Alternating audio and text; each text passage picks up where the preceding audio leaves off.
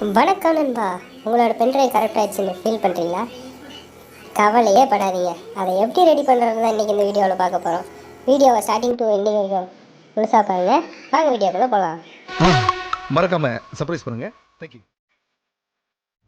கரெக்டான pen drive insert பண்ணிட்டேன். ஃபார்மேட்டிஸ் கேட்குது, ஃபார்மேட் கொடுக்குறேன். வெயிட் பண்ணுங்கள், விண்டோஸ் ஓப்பன் ஆகும். இப்போ வந்து ஸ்டார்ட் கொடுக்குறேன். ஓகே கொடுங்க. இப்போ பார்த்தீங்கன்னா இதுதான் நமக்கான ப்ராப்ளம். இதை தான் நம்ம இப்போ சால்வ் பண்ண போகிறோம். இதை க்ளோஸ் பண்ணிடுங்க. இதுலேயும் க்ளோஸ் கொடுத்துருங்க.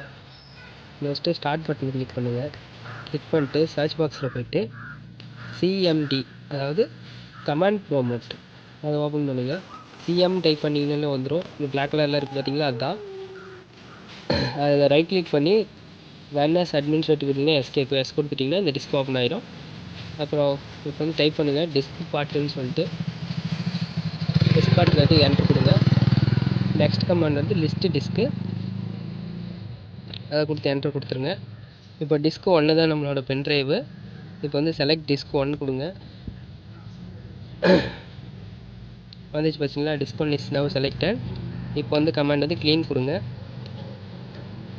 க்ளீன் ஆகிடுச்சு, பென்ட்ரைவ் க்ளீன் ஆகிடுச்சு. இப்போ வந்துட்டு பிசிக்கு போய்ட்டு ரைட் கிளிக் பண்ணிங்க, மேனேஜ்னு ஒன்று வரும், அதை கிளிக் பண்ணிக்கோங்க. அதில் டிஸ்க் மேனேஜ்மெண்ட்டுன்னு இருக்குது பார்த்தீங்களா, அதை செலக்ட் பண்ணிக்கோங்க.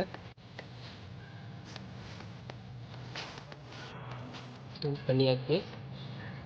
செலக்ட் பண்ணிங்கன்னா டிஸ்க்கு 1 அன்கலெக்டட் ஸ்பேஸ்னு வருது பார்த்தீங்களா, அதுதான் நம்மளோட பென்ட்ரைவு. இப்போ அந்த பிளாக் கலரில் இருக்கிறது மேலே வச்சு ரைட் கிளிக் பண்ணுங்கள், நியூ சிம்பிள் வால்யூம்னு வரும், அதை கிளிக் பண்ணிட்டு நெக்ஸ்ட்டு ஃபினிஷ் கொடுத்துருங்க. ஃபினிஷ் கொடுத்தீங்கன்னா அவ்வளோதான், மேலே முடிஞ்சுது.